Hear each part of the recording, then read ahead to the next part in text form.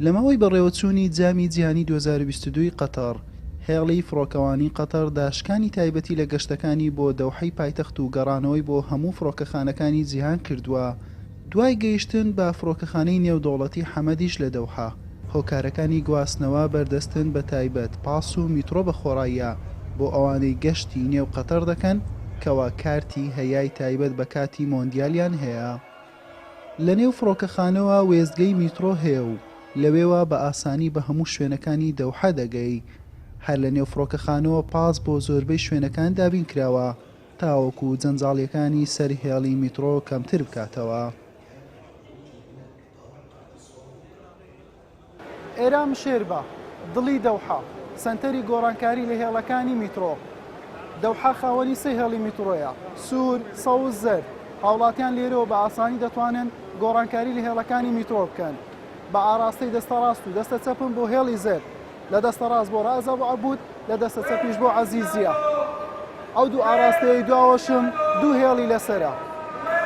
هێڵی سەوز ئاراستەیەکیان بۆ مەنسووریە و ئاراستەیەکیان بۆ قەتەرمۆڵ.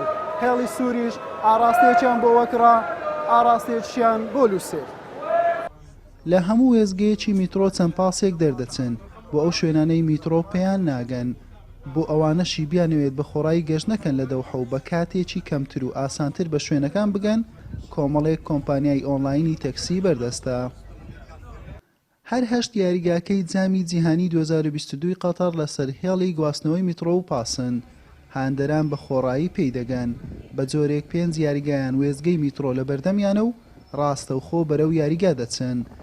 یاریگاکانی تومامە و ئەلجەنوب و ئەلبەیت دوای گەیشتنی میترۆ بە نزیکترین وێزگە لە یاریگاکە ڕێژەیەکی زۆری پاس ئامادەکراون ڕاستەوخۆ هاندەران بەرەو یاریگا ببن.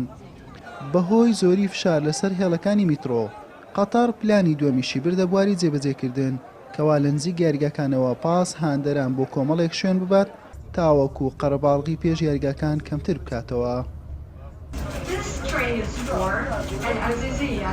لە ماوەی یاریەکانی جامی جیهانی، هێڵی میترۆی دەوحە ڕۆژانە 600,000 بۆ 1 ملیۆن خەڵکی گواستۆتەوە لە وێزگەیەکەوە بە وێزگەیەکی دیکە. ئەمە ژوای کردووە بە تایبەت دوای یاریەکان میترۆکان پڕ بن و سەڕەیەکی یەکجار زۆریان بۆ بچیرێت و ببێتە هۆی ماندووبوونی سەرنشینەکانی. لە دەوحەی پایتەختی قەتەرەوە، حوسێن محەممەد، کەناڵی پێام.